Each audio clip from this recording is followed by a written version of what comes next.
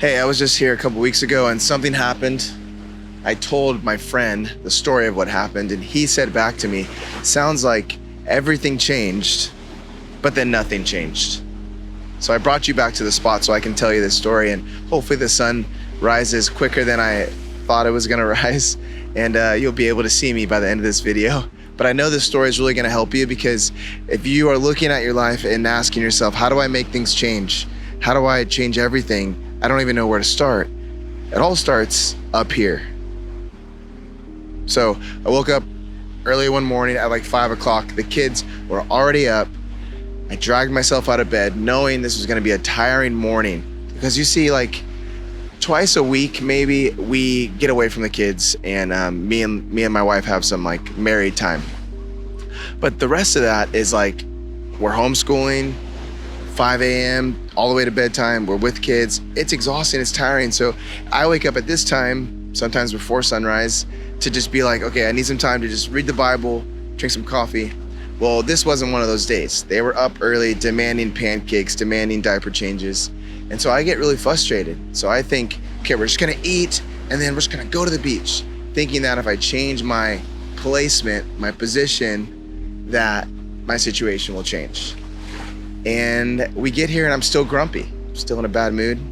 And Lokalani had to go to the restroom. And so she says, we take the car, run down to the bathroom real quick. And I was like, okay, yeah, I'll hang out here. And I had my iPhone in my hand, my kids are playing in the water. And I'm sitting right over there, flipping through my apps on my phone. But I don't have any social media besides YouTube. So I don't have really anything to look at. I don't play games on my phone anymore. And so I have no games, no social media. All I have is like Bible apps and book apps and stuff like that. And so I got caught red-handed by God. He's like, I felt like he was just looking at me saying, are you really just gonna swipe past all these books and Bible apps and not spend any time with me? So I was like, okay, fine. So I read my daily reading, right? I'm going through this daily reading plan. It's the Bible in a year, discipleship journal, reading plan. I have a printout on my refrigerator where I read my physical Bible, but I also have it on the Bible app, the YouVersion Bible app, which is, easier at times, but I prefer to hold the book.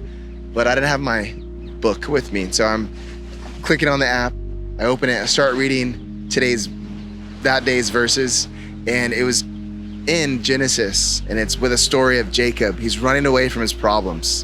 And I was like, oh no, this is gonna hit me hard. He's running away from his problems with his brother, problems with his parents, and gets to a place where the land that he's in has a famine. There's no food anywhere. So he doesn't know how he's gonna feed his animals, himself, his family. So he thinks, okay, what am I gonna do? God says, don't go down to Egypt. Jacob was already planning to go down there because there's food down there. He's like, don't go down to Egypt. Stay where you are and I'll provide for you. So he stays where he is. He plants a seed. It comes back 100-fold. It hit me because Egypt is a picture of the world. And what I was doing, I was sitting right over here grumpy. I was thinking, let me turn to the world and what the world says my day should be like, my life should be like, because I feel like I'm in a famine. And when you feel like you're in a spiritual famine or a mental famine, whatever, you feel like you have to turn somewhere. And God says, don't turn, stay where you are. There's a time to go, but there's a time to stay where you are. So, Alex, don't turn to games, don't turn to apps, don't turn to substances, don't turn to TV to numb it out. Don't turn to those things. Stay where you are. Don't turn to work. I love to turn to work to numb out my pain. He says, don't turn to any of those places. Stay where you are. You're a dad, stay where you are. You're a YouTuber, you're a podcaster, stay where you are.